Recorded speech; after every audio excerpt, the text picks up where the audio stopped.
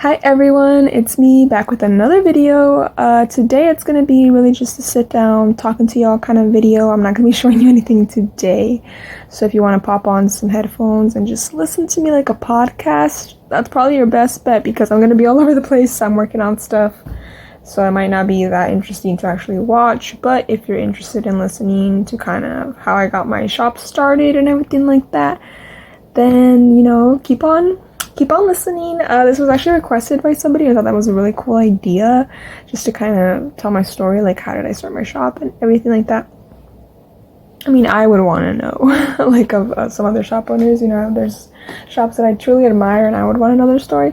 So hopefully this is somewhat interesting. If it gets too boring, I'm sorry. Like, it's kind of late. I don't know. But anyways, yeah, I'm just going to be cutting some samples for one of my sales coming up. So again, I'm not really going to be eye contact with y'all. But anyways, let's just jump right into it. And again, if anybody actually watches this, you're a real one. But okay, so I actually learned how to sew back in high school. I feel like I tell everyone that, but it's true. Like, I literally learned how to sew in high school. I actually signed up for the taking care of babies class. You know that class where you have those dolls and they cry and you have to put like little things in them to take care of them, and then you have a score at the end. Well, I really wanted to take that class, but I guess everybody else did too. And it was all booked, and my second option was the sewing class. I guess everybody really wanted to be making babies. I mean, not making babies. What? No, that's not what I meant. I'm so sorry. Everybody wanted to take care of the babies, I guess. So I didn't look out, and I got the sewing class. But in the end, I did look out, because look at me, cutting fabric at 1 a.m. So anyways, after the semester and everything started, we actually just got right into it. Like, there was no here's the basics of a sewing machine. She really just sat us down on the machine and we had to boom boom boom, go go go, So it was actually a really cool class. And because I went to a Catholic high school, like an all-girls Catholic high school, it was actually taught by a nun, and she was not having it. She was hardcore.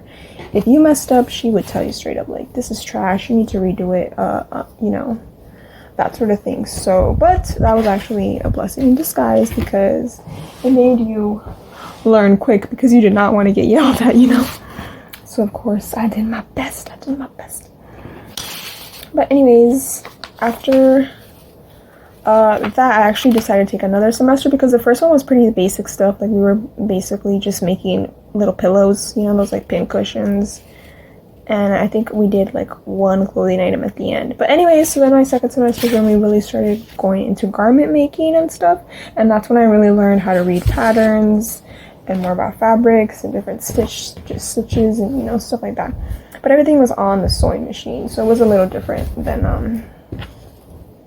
what I'm currently doing now, because I worked a lot with woven fabrics actually. So a lot of the patterns that I would pick up, they would be like from Walmart, and it would be how to make, what's it called? How to make like those cotton woven type of scenarios. Sorry, I'm like really sucking at multitasking right now. Like, I think it's because it's late and I forgot to get myself coffee. And it's too late to order any. I mean, sometimes I look out and I can order stuff at 1 a.m., but most of the time I can't. So I'm not going to try it and then be disappointed. So anyways. So after that, I actually didn't really sew anymore. After the class was over, my 2 semesters, I was like, that was cool, that was fun. Peace out, not for me anymore. And then I just, went on with my life. But then, once I had my daughter is when I really decided to pick it back up, because I was actually, I'm gonna need water or something. Like, this is gonna be, we're not even 5 minutes in and I'm already drying up back here. Like, this throat game is not real. Like, oh my gosh, I've been out of the game too long. I never speak to anybody, I guess. So anyways, after I had Elena, I really went through some serious depression. Long story short, I'm lucky to still be here. But yeah, it was really rough. And I really wanted something to do, you know, besides being a mom. You know, once I was like, okay, I overcame my depression.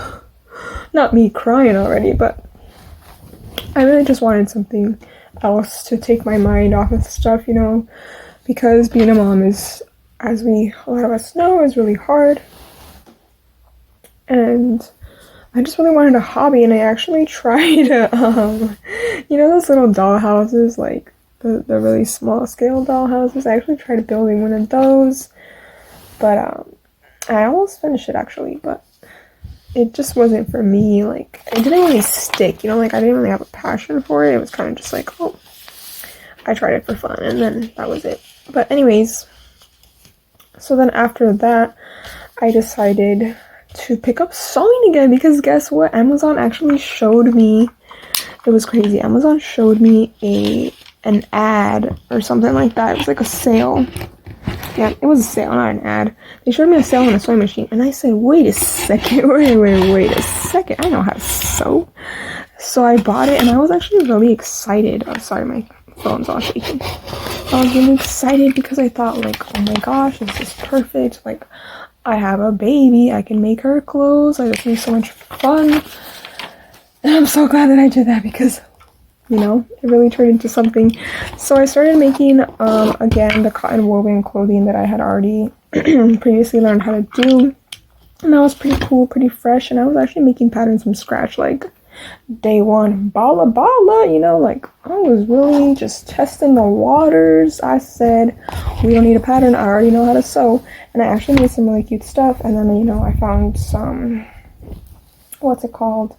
I found some PDF pattern groups recommended on Facebook, because I started, you know, obviously once I started sewing, I actually started seeing more of it on my Facebook feed. Like, it would actually catch my eye, sort of thing.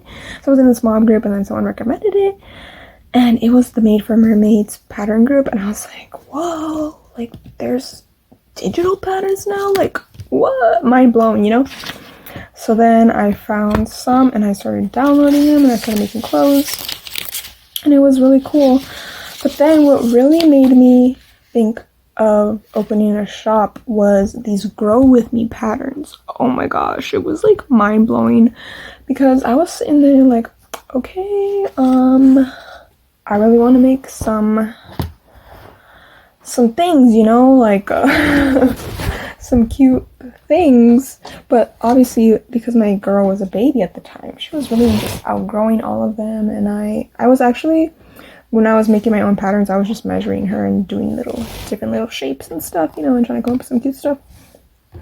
And that worked, you know, I was pretty proud of myself that worked, but it was a lot easier to go off a pattern. So then I found these Grow With Me patterns, and I thought, wait a second, people are really doing these, you know what I mean? I haven't really seen any shops sell them. I mean, now that I know more about shops, there are shops that sell a lot of Grow With Me clothing, so I was just naive and thinking, like, no one's ever done this before, like, no one's ever sold these before, you know?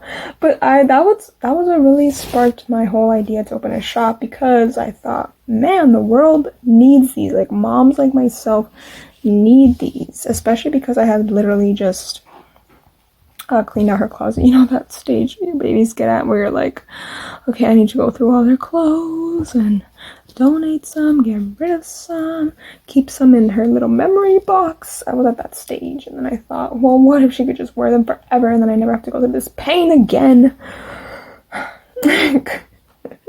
I'm so dramatic, sorry. When it gets late, I just ramble and talk too much. But anyways, so then once I decided that I wanted to open a business, I really went for it. And when I say that, I mean I researched day and night. Like, it was like this idea consumed me, and all of a sudden I just had this like drive, you know what I mean? Like, I already had previously, you know, done well in school and all that. Like, I've always been pretty driven and goal oriented, but man, when I tell you that I had this idea and it was all I could think about, that's what happened to me. And I was really going in, you know, I was researching a lot of the legal stuff, which is why I made my how to open up a small shop video, is because I literally, worked on all that for months. I mean, it was only like a few months when it was all said and done, but I felt like I was really researching everything and I wanted to do it right. I really wanted to follow the rules, if you will, because I didn't want to get into any legal troubles. So anyways, I remember having the idea around like maybe September of 2018, and I didn't open until April of 2019. Like, that's how much I researched everything before I went for it, because I'm the type of person where I'll like really get into an idea and then it only lasts for a little bit, like the dollhouse thing. That only lasted like a month, if that. So once I found this, I was like, okay, it's been months that I've been having this idea, and I still really care about it. I still really want to do it. Like, this is my sign to do it now, if I've been this invested in it for this long. So then once I realized, hey, you're in it for the long haul, you might as well try it out. So that's what I did, and I took my savings and I bought a serger, and actually through all my research I bought a serger and stuff. And then before I opened is when I bought the cover stitch. So I really wanted to make sure that I knew what I was doing in terms of quality making items, So I invested in everything before I opened up, and I even invested in $600 worth of fabric. I know a lot of people say like, don't just buy fabric because I still have it sitting here years later. Well, that didn't happen for me, luckily. I eventually sold everything that I made because I really wanted to do the Grow With Me clothing right. And at first I actually only made ready to ship items with it. So I had my patterns, I had my fabric, and I started sewing up inventory. And then once I sewed up all the inventory, I still wasn't open. Like, I still was testing I was still doing my research, and kind of testing the waters of when I should open. And I decided around April to do it because, by then it was springtime and the rompers that I was making and the clothes that I was making was looking good. I mean, it was looking good, and I felt like it was up to the standards that I wanted to have for my shop. So I did that. And then I actually had a friend who was with me in like a rep group. And then she had opened a shop, so she was like, hey, I'll shout you out and stuff. So I actually started my shop on Instagram, and which, now that I think about it, Instagram is a way different world than Facebook. Like, when I got on Facebook, I didn't know what I was doing. But anyways, so I got on Instagram, and then I went to, what's it called, Facebook later on. But anyways, we're still in my the beginning of my story. So I actually, when I opened, I sold like maybe 3 things, if that, and it was all friends, that I had met through repping, and some of it was through word of mouth and everything like that. So I didn't really sell much, and I was like, oh my gosh, like, now it's time for me to package up everything. And I didn't let it get me down. I noticed that a lot of people let it get them down, and they get really discouraged. But I actually told my dad, like, hey, I'm going to give myself a whole year to make this a profitable and successful business. And that's what I did. I stuck with that in my head. Whoa, let's not cut ourselves, Carla. I stuck with that in my head. And I said, I'll just give it a year. I just need a year to know if I'm successful. Yes, it kind of sucked that I was having slow drops in the beginning. Like, I'm not going to lie. It sucks when you put your all into something and it's not coming out right. But now that I look back, like, my pictures were trash. My, the way that I was explaining things was trash. Like, everything was just, like, what were you thinking, Carla? You know what I mean? I mean, that was the best that I could do at the time. But I'm so glad that I improved in a lot of areas. So I improved myself a lot. But anyways, so then I had brand reps right from the get-go. I had my website right from the get-go. I'm trying to think of questions that I did ask. Like, I did everything legally and got reps. Like, I just wanted to go. You know what I mean? And then I actually eventually, as sad as it sounds, I left my original idea of the Grow With Me clothes because I just wasn't able to really market them for the right kind of people, because my reasoning behind it was it's sustainable, it's gonna last. This hair keeps bothering me. Like, why does it keep coming to this side? Anyway, sorry. So it just wasn't working out, and I decided to shift gears and do more of the clothing that I do now, which is really inspired by this Arizona heat that I live through every day. So it's a lot of, crop tops and bummies, my loves. So I do a lot of that. Oh my gosh, I was not, I've been talking so much that I was not separating these by size. Oh my gosh, thank goodness I remember what I was doing. Anyways. So there's that. So then, I want to say about 4 months in, I started getting more sales, and the brand reps, were doing their thing and really helping me out. But it was mostly rep sales, so I was still just kind of chugging along, and I was buying more fabric. And the first year is, what's it called? Is really where I found my style and kind of how I wanted to run my shop and everything like that. So the first year did end up being successful, so I stuck it out for a whole year, and I believe I made $15,000. Woohoo! From April that I opened to that December, I made $15,000, and I remember thinking like I did that. Of course, it wasn't all profit. I ended up spending quite a bit on fabric. As we all know, like, fabric ain't always the cheapest, even though from the get-go I had wholesale suppliers. Okay, sorry, I had to get some water because I am not officially parched. But yeah, from the get-go I found my wholesale suppliers, and I thought, hey, because from the get-go I was really interested in profit. I mean, aren't we all? But I really wanted to, crunch the numbers and whatnot.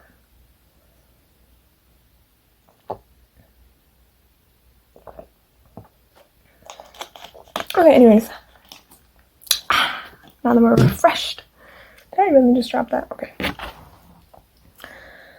So then, once the first year really kicked off, I was in it for the long haul. So, like I told my dad, I just need a year to really decide if I'm going to be in this business and stick it out and that sort of thing. So, after that, I really just went for it. I tried to improve everything that I was doing, and I finally got better at pictures and whatnot. And I remember I came back to the second year, or I came back that next year, and I was really focused, and that's when I actually found custom fabrics and stuff. And I remember I had this really cool Valentine's Day drop, and wait, I decided,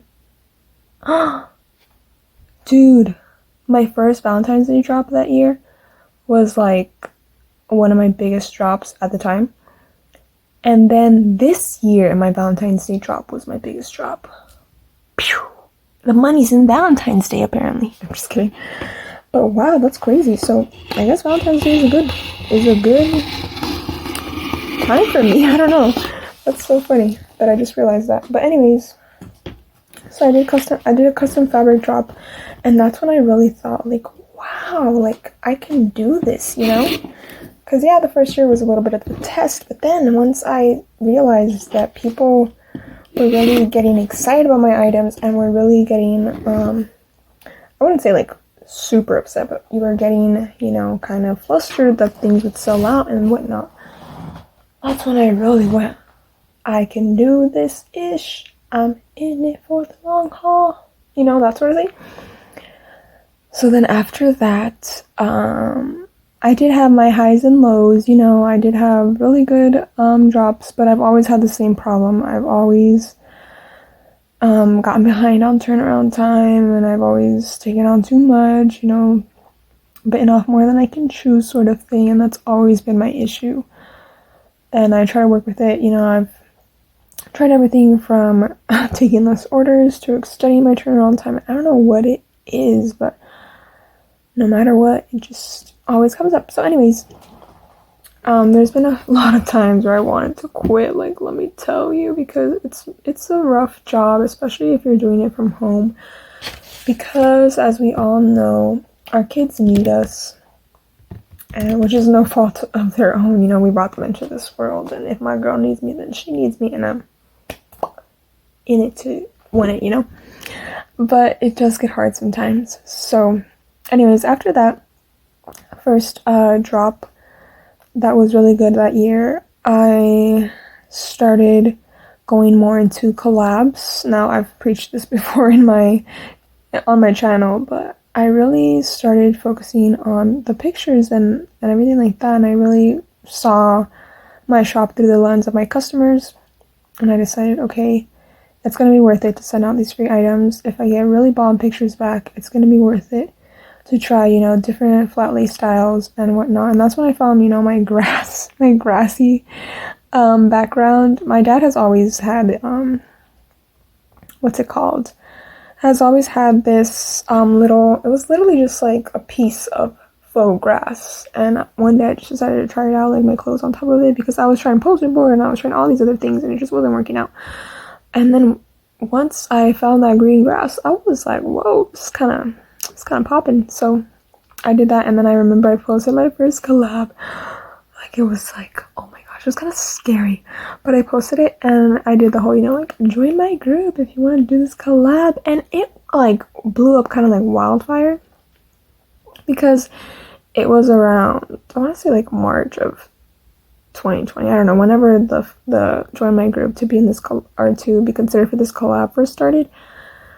I did that and I was like, whoa, kind of shook. So, and then I chose a really cute baby. Of course, all babies are cute, but I chose a really cute baby, and things started really popping for me. You know, I was really starting to see my group getting more active, because I hadn't created the group until later on. Like I mentioned, I started on Instagram and everything was just on Instagram, until finally my reps pushed me to go to Facebook. So once I was on Facebook, things were, you know, slow, and I kind of had that feeling of like, is this ever gonna work kind of thing? But I just stuck with it. Like I said, if you just stick with it, I'm telling you, it's bound to get somewhere. Take a shot with me, y'all. A shot of water. Okay, my phone's dying, so let me try and wrap this up. So then after I did my first collab, I really started doing more and more and more, and I really wanted to focus, again, like I mentioned, on seeing the shop from my customer's point of view. And I started opening up more too on my Facebook. I noticed that I had actually opened up about my postpartum depression, and that really helped me see that, you know, everyone that's shopping from me is just like me, and it's really cool that we all get to, you know, bond over clothing and our kids and our experiences as moms. So that's what really solidified for me that I was in the right industry, business, whatever you want to call it. So that was really cool. And I've just been doing that ever since. Like, ever since I opened up my postpartum depression, I'm like, that was the lowest of the low. So now you get all of me, you know. So yeah, after that I started getting some really good sales. And I remember around the end of that year, I was really feeling good about my style and everything. It was completely solidified. Like, I have my own style, and I have customers who appreciate it and all that. So then now let's go to this year. This year is when things, again, they just started blowing records. I did another Valentine's Day release, and I don't know what it was, but it just really got people excited. At the end of 2020, I actually took a break, and I was worried that I wouldn't be able to build up the momentum again, because as I mentioned, I usually get behind and then I take a break, and then I feel like I kind of start over, so that kind of sucks. But so I'm vibing to my music, and then I was just really worried that I was gonna have to, you know, work really hard to get the sales that I was getting again. So anyways, Luckily for me, that didn't happen, and the drop was really, really good. It was the first time I ever got over 100 orders in one drop, so that was really exciting. And ever since then, I've been doing pretty good. And what's it called? I forget when I started my YouTube, but I also started my YouTube, and that has really helped me, especially with the stress of the shop. Like, just filming this, I was feeling really stressed out, so I decided to film this video, and that helps me out too. So what else? I don't even know where I'm going with this anymore. It's not really even about my story anymore. I'm just kind of rambling on and on, but hopefully that was somewhat helpful. I didn't really have a direction again to where I wanted this video to go, but I hope that was what y'all were wanting. Oops, I just spilled water all over my foot, and I'm wearing socks, so that means wet socks. Not good, not good. That means we're gonna cut it off now.